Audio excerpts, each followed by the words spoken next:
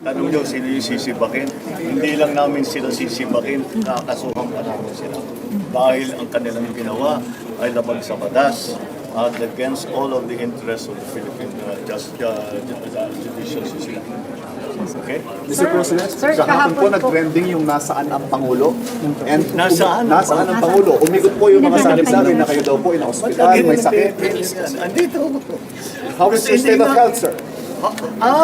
Because lumabas yung, yung report. Yan ang kailangan ninyong tignan. Do I look sick?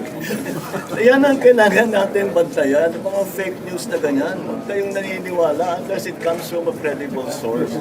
Ang dami kong kaibigan tumawag sa akin, okay ka ba? Okay ka ba? Wala. Kalukuhan lang yan. You were in the palace sa bahay niyo kahapon, sir. I was in the most of the day, yes. I had a meeting in the morning. I had a command conference with some of our commanders. And I spent the rest of the day reading my briefs and doing paperwork. Nagulat lang ako when they said that there was a Nasaan ang medical Pangulo? emergency. Medical emergency. Medical emergency. Sir, which is why we were asking you directly. Kaya po... It's totally and completely fake. I do not even have a cold. I do not have anything wrong with me. I'm fine. Thank you for your concern. Thank you, sir.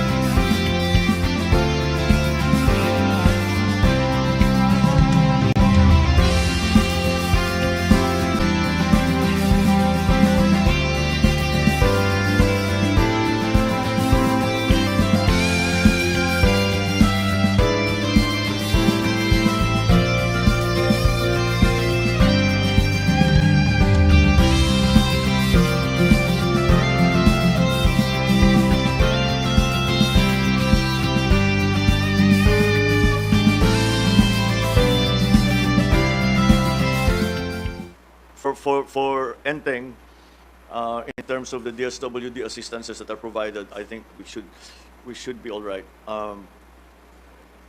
But we'll have to look also at the other assistances that we have to give following this.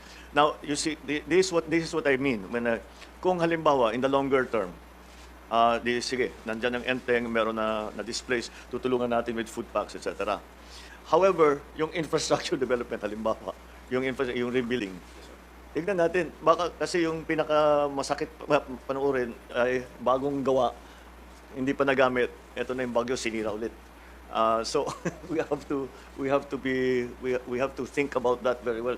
And pag you're going to have to be the guide kung ano yung talagang mangyayari. I know that it's becoming more and more difficult. Again, I've mentioned this before, but one phenomenon that we've noticed with climate change is how the weather systems develop much more quickly than they used to.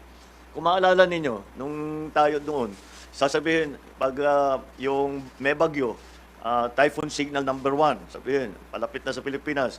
The next day, sasabihin, ay, lumakas ng konti, typhoon signal number 2 na. Okay, so hanggang pumasok ng Pilipinas. Yung first experience, Yolanda was the first example of this. At some point, sinabi Yolanda is only a category 2. 1, tapos category 2 hurricane. Within 24 hours, ito sa category 5 hurricane, which is a new categorization, by the way, for super typhoon. Naging 5. The same thing with Odette. 24 hours before it hit land, it was a typhoon, it was a signal number 1. By the time it reached us, within 24 hours, nag-4 na. Kaya yun na yung Odette. Karina, the same thing.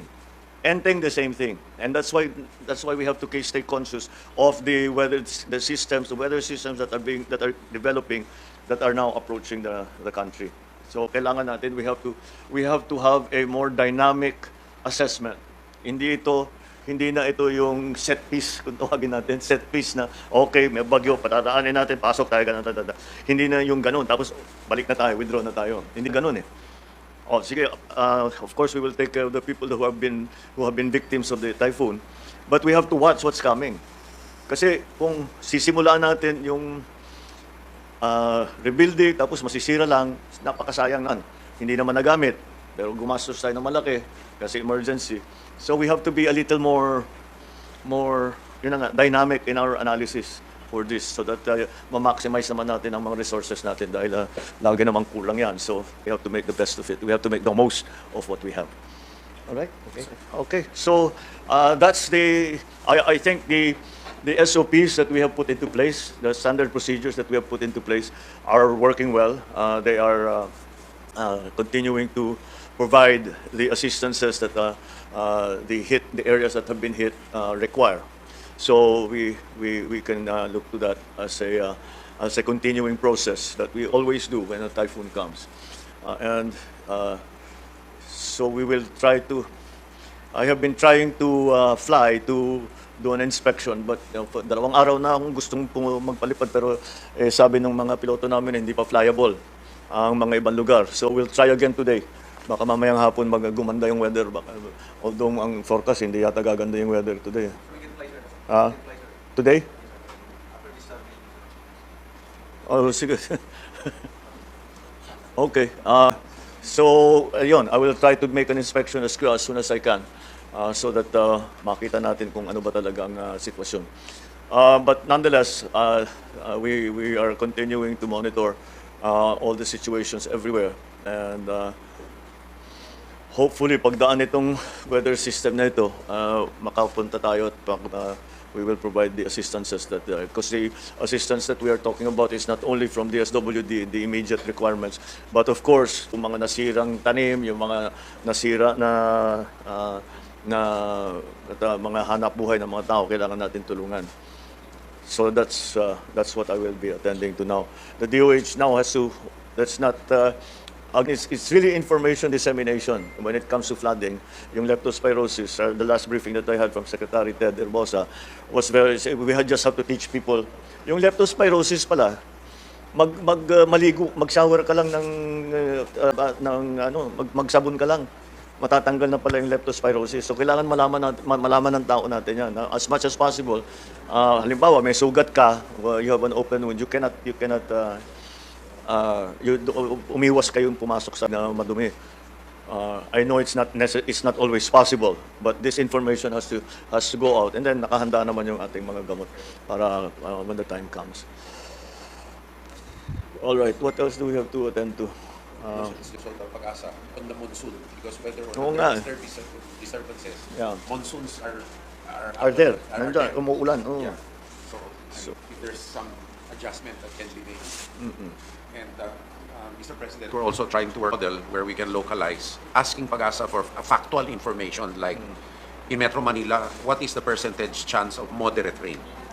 And moderate alone, we know, has effects already, and the decision makers can make the decision to, for example, suspension of work on classes without asking pag-asa to make the call, but just factual predictions as much as possible. Actually, we are already doing that. We are in constant communication with Pag-asa so that when it should come that we have to declare no work or no school.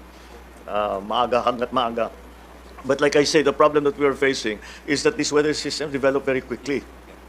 So, kung sa gabi, alas 7 ng gabi, mukhang okay pa rin. So, di tayo mag-declare ng no work. Tapos tatawag ang Pag-asa alas 3 ng umaga. Sabi, naku, grumabe. That's what happened the last time sa Karina. Kaya na-late tayo makapag-announce. Dahil ang advice that came from OCD came at 4:13 ring. So, naghabol kami para makapag-advise. But we'll just do our best. I mean, it's, meteorology is not an exact science. So, Tama po, mahal na Pangulo. And rest assured po that we will do our best in order to give more accurate information po, and quickly well, po. we'll just have to do our best. We'll just have to do our best. The weather is precisely is so changeable, and more so now than it ever was before. So we'll just do our best. But let's employ all the best technologies, all the best information. Let us be in touch with all of our all of the other weather stations, yung mga US Coast Guard, yung Japan, yung lahat naman yan nagbibigay sa atin ng information. Well, you're doing it already. I know that you're doing it already. So let's keep that going, so that we can do our best. All right, so let's carry on. We'll carry on the DSWD side. We'll carry on bringing the relief goods where we can go in. Sa public works, kailangan na rin natin mag-clear, the usual thing, mag-clear ng mga kalsada kung saan gumalupa para makadaan yung ating mga support, ang ating mga relief goods. And then, bantayan lang talaga natin kung ano pang mangyayari sa weather. All right, in the northern areas, dun sa northern Luzon, umuulan pa rin, baka there are areas na hindi pa mapasok, but we'll already try to do our best. Yung report ng OCD na wala pang requirement, ngayon pa lang yan. Magkakaroon ng requirement yan. Magtatawag na ako ng governor and see what they need, what the real situation is on the ground. Kasi hindi pa humihingi ng tulong yan. Siguro because they're just having to deal with the storm or the rain. Wala na yung storm on the rain right now. All right, so thank you for the briefings, and let's keep an eye out on ito yung CAR. No identified needs as of reported time. Yan, Region 1 debris clearing pa lang yan. But dadami yan. So we'll just be prepared. All right, thank you for all your reports. I think we are moving